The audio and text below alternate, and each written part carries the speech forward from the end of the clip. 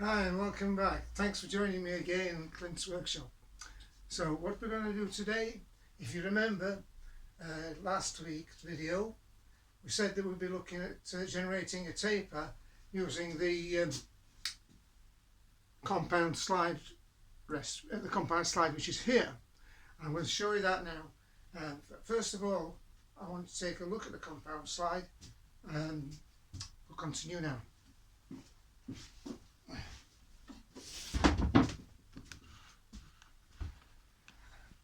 Okay, oops.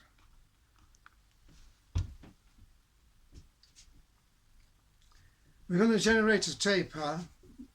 We're going to show how to generate the taper in due course using the compound slide, and there'll be no auto feeds, no automatic traverse. You don't need it, as I've said before, but first we need to look at the compound slide and how to use it. So I'm thinking what we'd like to do is, I think you'd like to know is, let's take the compound slide off and see what's underneath. So here we go.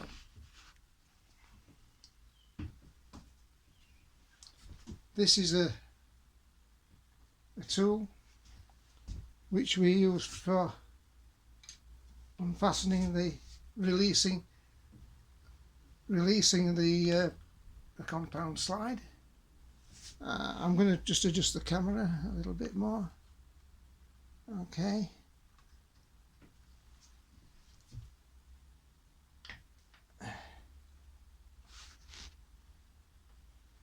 Sometimes you have to just move it back a bit so it clears the...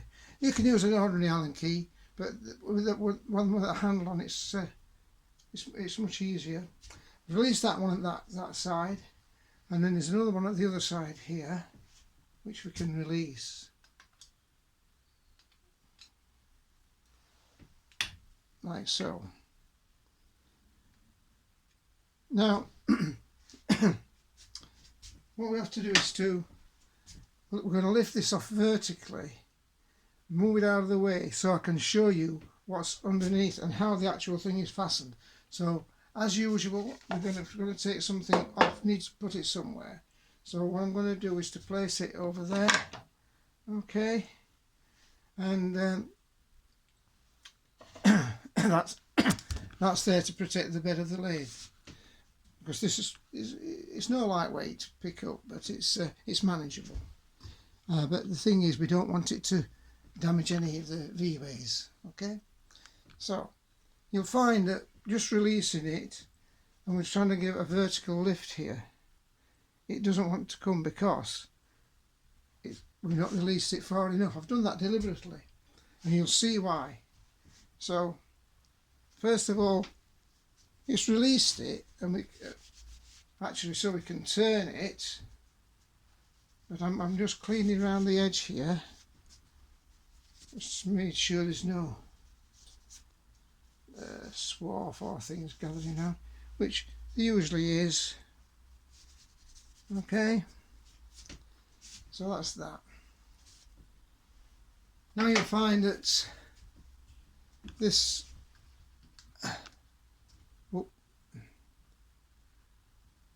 is able to swivel now. See? Swivel along to whatever angle. The taper we're going to be generating is about 15 degrees. That's a 30-degree inclusive angle. But first of all, I'm going to remove this. If you've got tooling in there, be careful, because you don't want to cut yourself on these sharp tools. So it may be a good idea just to cover that, protect your hands from the tool. Okay, just in case. Now what I've got to do is to release it's not released enough to lift off vertically, so we're going to turn further the releasing screws, not to remove them completely. Let's move this out of the way so you can see. Yeah, There's one there. It's not always apparent to the newcomer to this kind of machine where these are, and they're located just at the end there. See? On the edge of the thing. So I'm just turning it out to release it a bit more. Not fully. I'm not going to remove the screws. And then I think maybe this will release. So, there you go. And I'm going to put it there on the side, like so. Naturally they've got grease on the hands as well. I have put some barrier cream on as well, because you get oil on your hands. It's essential to keep it off. I want you to look now at the, see if I can show you the inside of the, I might have to move the camera up a bit for this. Whoops, come on. Yeah. Let's wrap around here.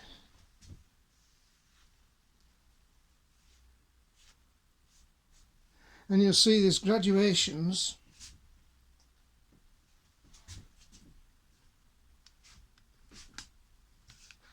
around the dial there.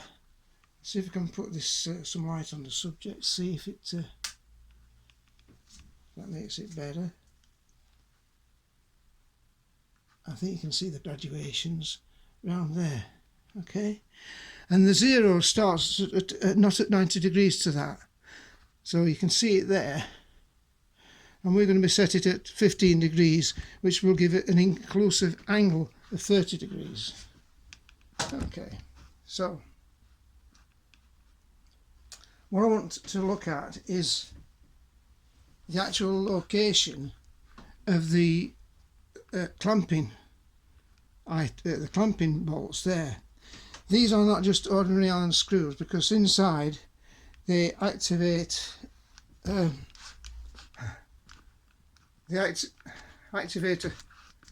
clamping device, because Allen screws running onto that point there, not very good. So there's a shaped portion of the clamping points that's angled to go into that angle plate there, the angle of the location device. So if we can, I'm going to wind one of these through here to clamp it, but without the clamp. So what you can see there, very difficult, as I've said before, trying to arrange things there. But let's see. Oh yes.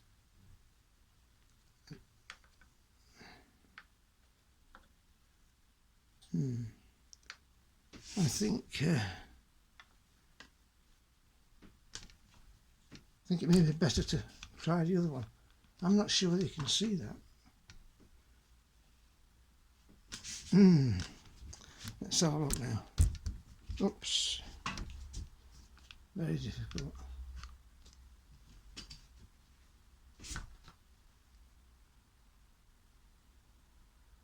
I'm going to unscrew the other one, because I think that'll get a better. I'm going to tighten it up. Oops. I'm going to have to get some assistance with this photography business. Now I think you'll be able to see it there as I wind that round. Can you see there? It's coming out there. And that's that one. Let me see if I can. Yeah, I think you can see it there. Now it's essential that you keep these lubricated all the time. You see it's coming out now. There, look. I can't see the camera, but I think you'll see it there. I can just see it. So that could, if you want to take it out, you could do, but you'll see that it's at an angle. I've noticed that in this instance there's plenty of oil lubrication around there, so if you do take it out, make sure it goes in that position again, because it's angled to clip into the location angle that's machined on the underside of the cross of the compound slide. So now I'm winding it back here. Oh,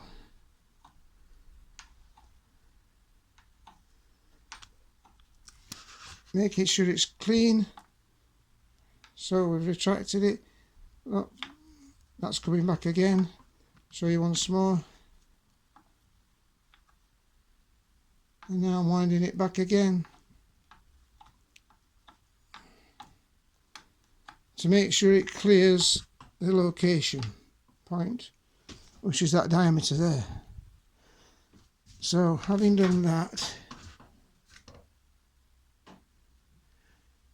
make sure the other one's a bit clear. It's not clear enough.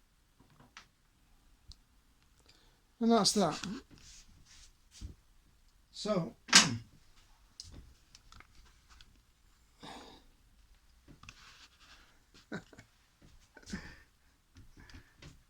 it is a mind doing this, but just bear with me. That I needed you to have a look at that, because it is important. Now when we're going to put this compound slide back on in position, I noticed that here it's a little bit dry. I could do a slight lubrication. So what I'm going to do is to get a faithful old oil can and give it a little lubrication inside as well. Just make sure it's clean. And, it's a good time to put some oil onto the slide. That's okay, and that will lubricate the slideways. On there, that's just enough oil to put that on the compound slide. Now there's a bit of oil on there already.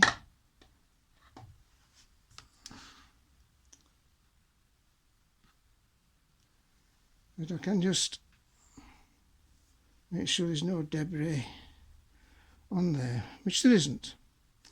So now we're going to locate it onto the compound slide, onto the cross slide, which you need to do vertically. Be careful if you've not covered it up. I've done this a long time, remember, so I'll be very careful, but I would advise that if you're doing this for the first time, take the tooling out and then you'll not risk cutting yourself. So I advise you to do that. It's a question of do as I say, not as I do. But remember, I've had a lot of experience of this, and even then I can go wrong. As previous videos I've shown, can go wrong, so I don't edit my videos. So there's the compound slide in position. There you are, it's in position. I can swivel it around to whatever angle I want to, and I'm going to try now to show you, if I can get some light on the subject, which is not particularly easy, however.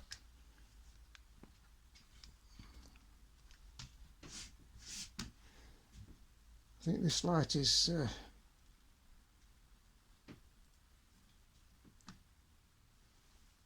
there. Anyway, those angles there, there's put this down a bit. I'm going to set that angle at 15 degrees.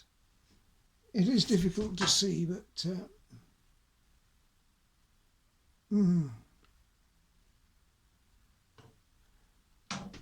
I don't think you can see it, unfortunately, but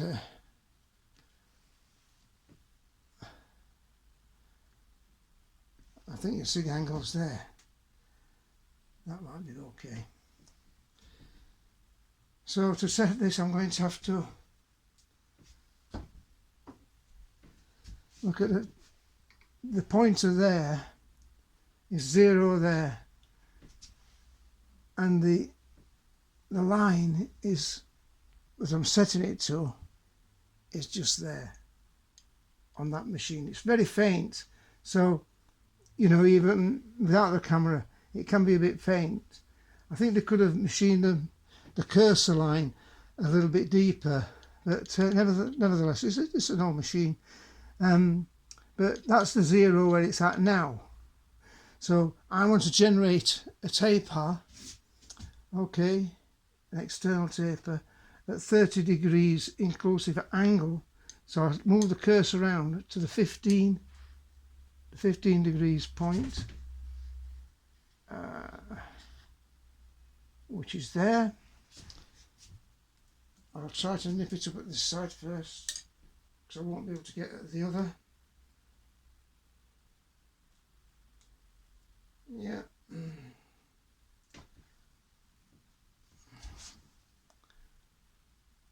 That's that. Make sure it's not moved. Still 15 degrees. And then I'll move it back so I can get at the other clamping device, the clamping screw.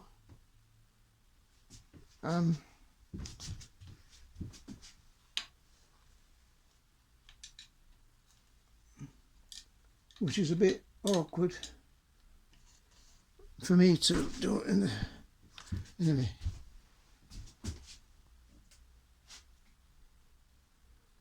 Can't find it.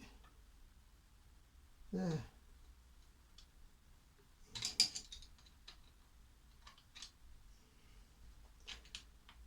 It's a bit awkward to get to because of the angle I've set it at. Now it's free, and it's essential to tighten them both up. So you might have to wind the cross slide out of the way. So that's fine there. And just check it at the other side. It's fine as well.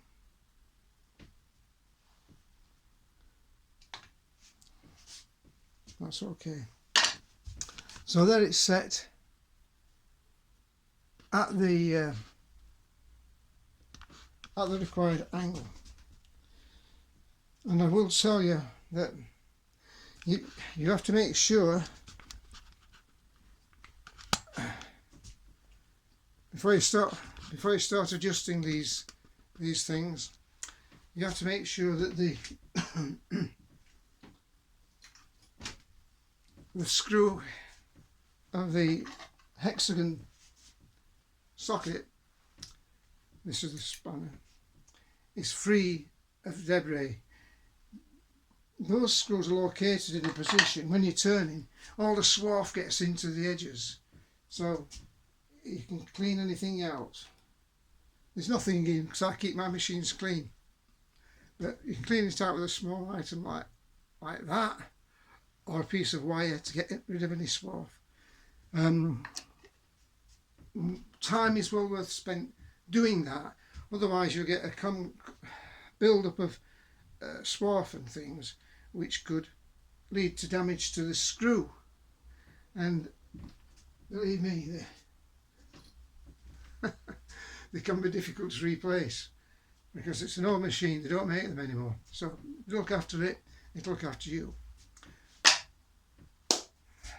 The machine is set to machine now a 30-degree taper. For instance, like that.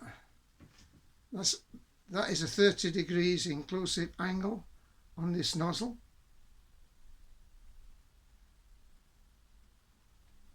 And it's already set. Okay. However, guess what? We're going to be looking at that next week and we'll do the actual machining. So in the meantime, thanks for looking, and I'm sorry it's been a bit disjointed, but I cannot see those fine points on the angle here. So anyway, thanks for looking out. Give us a like if you like it. Subscribe to the channel and then you'll not miss anything. And then next week we're going to be doing some actual machining, hopefully, of that particular angle. Now it's set. Thanks for joining us. See you again next time. Bye for now. Doesn't want to switch it off. See, that's the problem. I'm trying to switch the video off now. So, there.